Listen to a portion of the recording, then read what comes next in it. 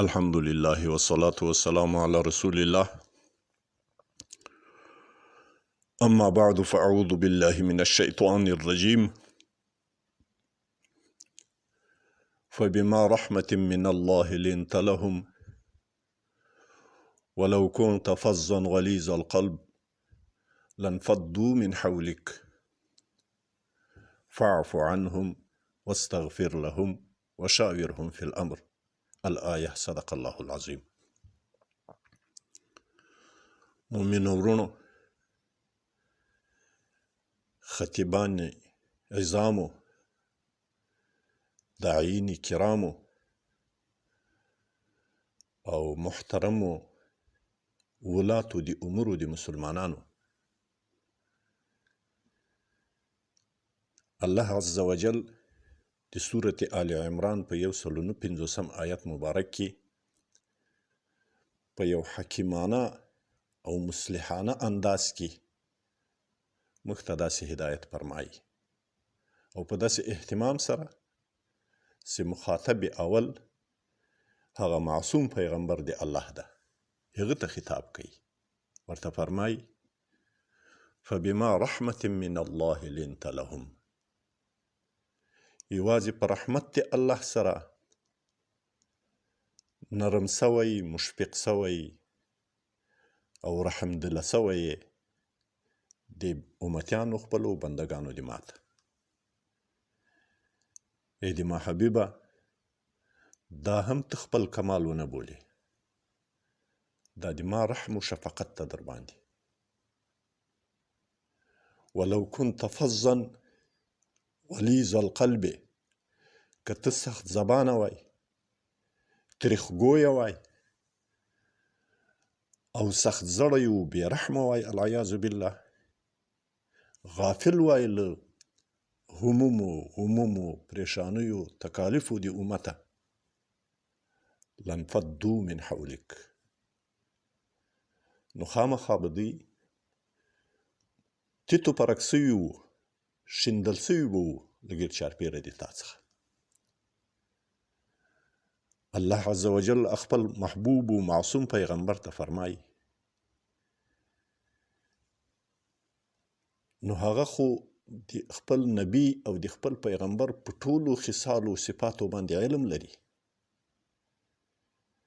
اصلا دا خطاب رسول الله صلی الله علیه وسلم ته ده او مقصود کې امت رسول الله ده، موږ تاسو یو، د موږ خطیبان دي، د موږ داعیان دي، د موږ مشران دي، د موږ عام مسلمانان دي، چې الله عز وجل دا تیر غواړي چې په تاسو کې دي خوش اخلاقی موجوده وي، لینیت د کلام دی موجودی، نرمی د کلام او خوږوالی د ژبې دی موجودی، او په تاسو کې لینیت د جانب دی موجودی، د تاسو زړونه د له شفقت ډکي، په تاسو کې د ترحم موجودی، بیا به خلک په تاسو باندې راټولیږي. د عینو دپاره د ولاتو د امورو دپاره د اسلامي نظام ذمهواري جوړیږي چې د دې دعوت او د دې حکمت د زده کولو دپاره سیمینارونه جوړ کړي او مواقع برابر کړي، د تربیت مواقع برابر کړي او د حکیمو او د داناو د فقیه علماو په توسط باندې ټولو ته د دې تربیت ورکړي. یو څو کسان مامورین په وزارت خارجه کې کار کوي، د خارجي ډیپلوماسۍ دپاره د ډیپلوماسي کورسونه ورته ویل کیږي، سیمینارونه ورته منعقد کیږي، کنفرانسونه ورته جوړیږي. آیا د ټول دین د ډیپلوماسۍ دپاره، د ټول شریعت د ډیپلوماسۍ دپاره، د ټول امت سره د تعلق د ډیپلوماسۍ دپاره به څرنګه ولې دي سیمینارونه کنفرانسونه جوړ نشي؟ او ولې دې یو څوک داسې ووایي چې زه شیخ الحدیث یم، زه یاتي کامل یم، رسېدلی یم، زه مفتي یم، فقیه یم، متخصص یم، تخصص مې کړی ده په پلان څه کي، نو زه له دې چې بې پروا یم زه رسېدلی یم. موږ ډېر متخصصین وینو، ډېر شیوخ الحدیث په نامه باندې وینو، ډېر علما او مولایانو مولانا صاحبان وینو چې هغه په عوض د دې چې خلقو ته د خبرو په کولو کې خلقو ته جذب ورکړي، جلب ورکړي، د تفرق الفاظ یې له خولې وځي، د تشتت الفاظ یې له خولې وځي. الله عز وجل راته وایي ادعو الى سبیل ربک، رابوله لارې د رب خپل ته. ادعو الى سبیل ربک، رابوله لارې د رب خپل ته، بلنه کوه لارې د رب خپل ته، بالحکمه والموعظة الحسنه، په حکمت سره، په موعظه حسنه سره. او که د مجادلې موقع را رسیږي وجادلهم بالتي هي احسن، هغه هم د احسان په چوکاټ کې کوه، هغه هم د بد اخلاقۍ، د بدخویي، د بدمزاجۍ په لهجه او په چوکاټ کې مه کوه. الله عز وجل فرمایي وما لي لا اعبد الذي فطرني. د حکایت د خپلو دوستانو چې حضرت عیسی علیه السلام کوم قوم ته لیږلي، هغو ته د حق و د توحید و د ایمان و د اسلام دعوت ورکوي او هغه عناد و سرکشیانې ورسره کوي. د دوی لب و لهجه څه ده؟ وما لیه، څه دلیل ده ماته، څه وجه ده ماته؟ لا اعبد الذي فطرني، چې عبادت د هغه رب نه کوم چې زه پیدا کړی یم. هغو ته دا په ذهن کې ورکوي چې ای ظالمانو، ای انسانانو، موږ د تاسې اخلاص مخلصین یو، موږ د تاسې خیرخوا یو، موږ تاسې سره اخلاص لرو، موږ په تاسې باندې د الله عذاب نه لورېږي. دا تاسې په یو عجیب حالت کې یاست چې تاسې هغه ذات چې پیدا کړي یاست عبادت یې نه کوئ. خو په هغو الفاظو نه ورته وایي چې ولې تاسې د هغه ذات عبادت نه کوئ چې پیدا کړي یاست. هغې کې لږ تریخوالی او تیزي موجوده ده، بلکې خبره په دې لهجه ورته کوي چې وما لیه، ما ته څه دي، زه به ولې د الله عبادت نه کوم چې زه پیدا کړی یم. نو چې ما ځان ته کومه لار غوره کړې ده او په خپل ځان باندې د رحم و د شفقت لار بولم، تاسې ته هم دا د رحم و د شفقت لار خوښه ده. ځینې خلق په الفاظو کې داسې څه وایي چې ځان یې بیخي مستعلي کړی، مستثنا کړی، چې ګویا دا مشکل ټول په تاسې کې د ای سامعینو، ای مخاطبینو، ګمراه تاسې یاست، بدبخته تاسې یاست. د ما خبره واورئ، زه له آیات الحدیثه درته غږېږم، زه شیخ الحدیث یم، زه شیخ القرآن یم، زه مولانا یم. نو العیاذ بالله د دې انګیزه دا ده چې ګویا په ما کې هیڅ نسته، زه یو معصوم یم، په ما کې هیڅ مشکل نسته، بدبخته ټول تاسې یاست. دا لب و لهجه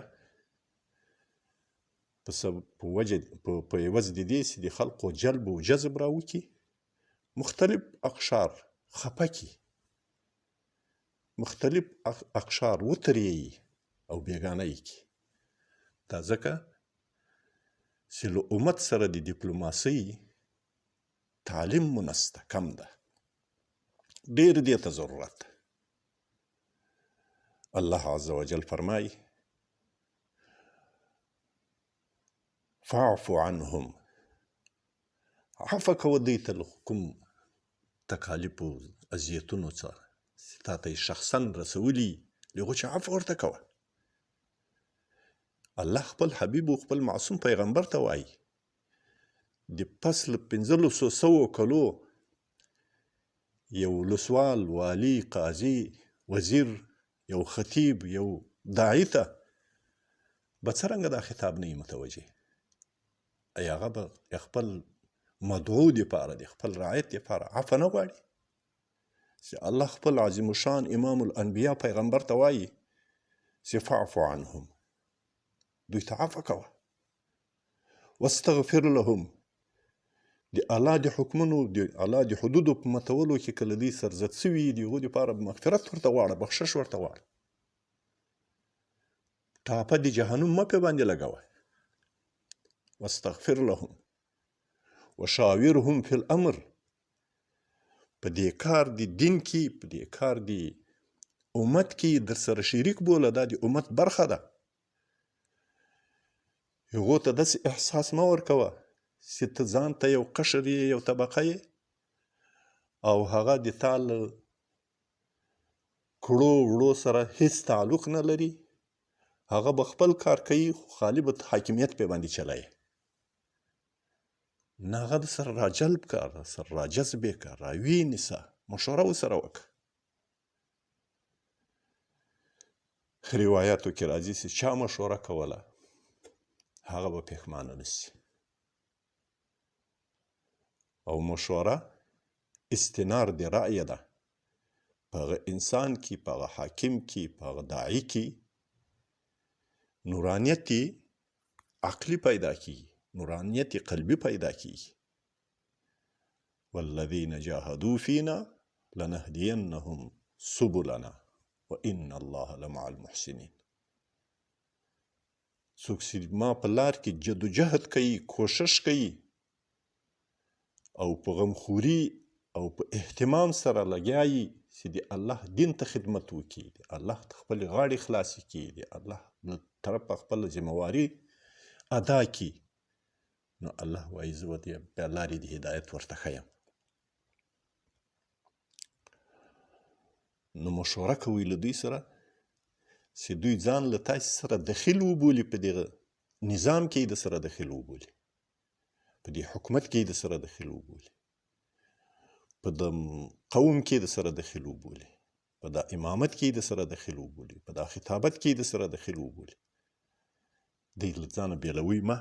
وشاورهم فی الامر الله سبحانه وتعالی فرمایي فاذا عزمت فتوکل علی الله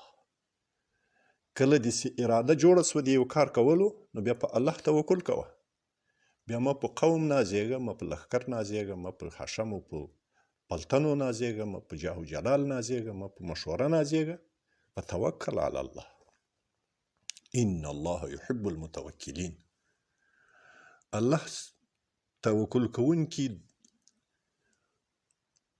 دوستان خپل جوړوي محبت سره لري محبت سره لري دوستی سره لري او خوښوي توکل کوونکي الله دې له توکل کوونکو او د دې آیت مبارک له هغه واقعي منونکو د نړۍ هر غافل په اذان ویښوم